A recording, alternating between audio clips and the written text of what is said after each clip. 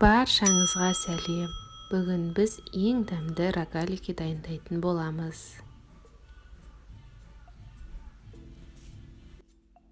Бізге керегі ұн, сүзбе, жұмыртқа, сахарный пудра, секер, сары май және қаймақ, сосын ванильный сахар и разрыхитель. Ең алдымен разрыхитель мен ванильный сахарды ұнымызға салып араластырып аламыз.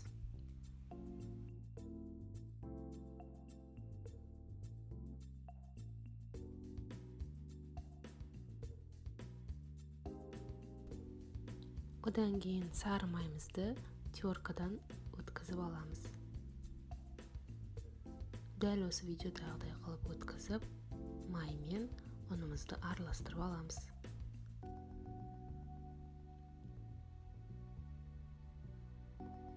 Одан кейін сүзбемізді салып,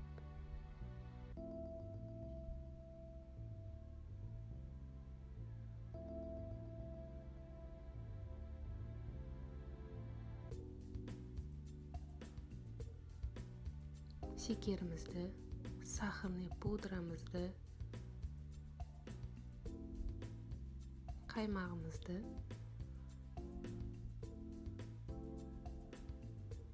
жұмыртқамызды бәрін салып, жақсылап қамыр қылып илейміз. Қамырымызды 1 сағатқа холодильникке қойып қоямыз.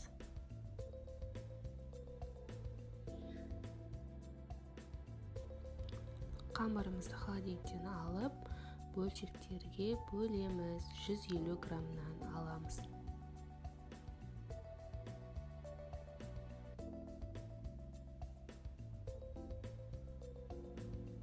Одан кейін дәл осылай қамырымызды жаямыз жұқалап.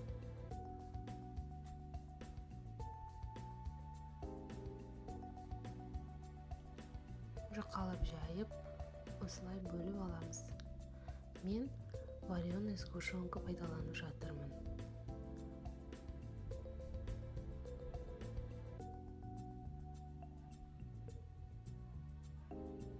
«170 градуста 25 минутта пісіріп аламыз. Пісіп болғаннан кейін бетіне сахарный пудра себеміз. Одан кейін чайға қоя беруге болады. Барлықтарыңызға ас болсын. Менің каналыма тіркеліп лайк басуды ұмытпаңыздар.